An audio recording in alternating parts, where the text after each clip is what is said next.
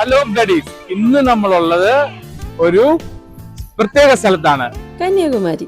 തിരുവനന്തപുരത്ത് നിന്ന് 1.5 മണിക്കൂർ ഡ്രൈവൊക്കെ ചെയ്ത് ഞങ്ങൾ എത്തിച്ചേർന്നതാണ്. തലേദിവസം രാത്രി അവിടെ പോയി സ്റ്റേ ചെയ്ത് പിറ്റേന്ന് രാവിലെ 6 മണിക്കായിരുന്നു സൂര്യോദയം. അതൊക്കെ കണ്ട് അവിടെ നിന്ന് ഫെറിയിൽ കയറി പിന്നെ ഞങ്ങൾ വിവേകാനന്ദ പാറയിലേക്ക് പോയി. നല്ല സൂപ്പർ ഓളമായിരുന്നു. എന്തൊരു കാറ്റായിരുന്നെന്നോ. 300 രൂപയുടെ ടിക്കറ്റ് എടുത്തതുകൊണ്ടും വീൽ ചെയറിൽ അമ്മ കൂടെ ഉണ്ടായിരുന്നതുകൊണ്ടും അധികം ഒരിടത്തും കാത്തു നിൽക്കേണ്ടി വന്നില്ല. വലിയ ക്യൂ ആയിരുന്നു. എന്നാലും ഞങ്ങൾ അതൊക്കെ സ്കിപ്പ് ചെയ്ത് കയറിപ്പോയി.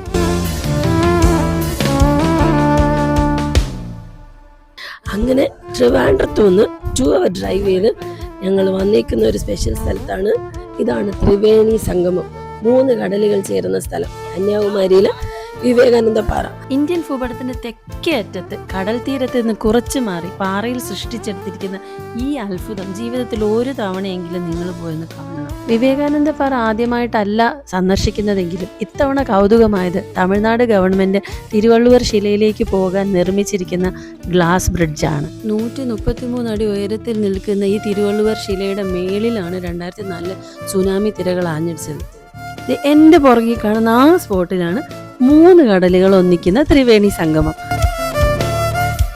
2024 ഡിസംബർ 30 സന്ദർശകർക്കായി തുറന്നുകൊടുത്ത 77 മീറ്റർ നീളവും 10 മീറ്റർ വീതിയുമുള്ള ഈ ഗ്ലാസ് പാലം ഇന്ത്യയിലെ തന്നെ കടലിന് കുറുകെയുള്ള ആദ്യത്തെ ഫൈബർ ഗ്ലാസ് പാലമാണ്.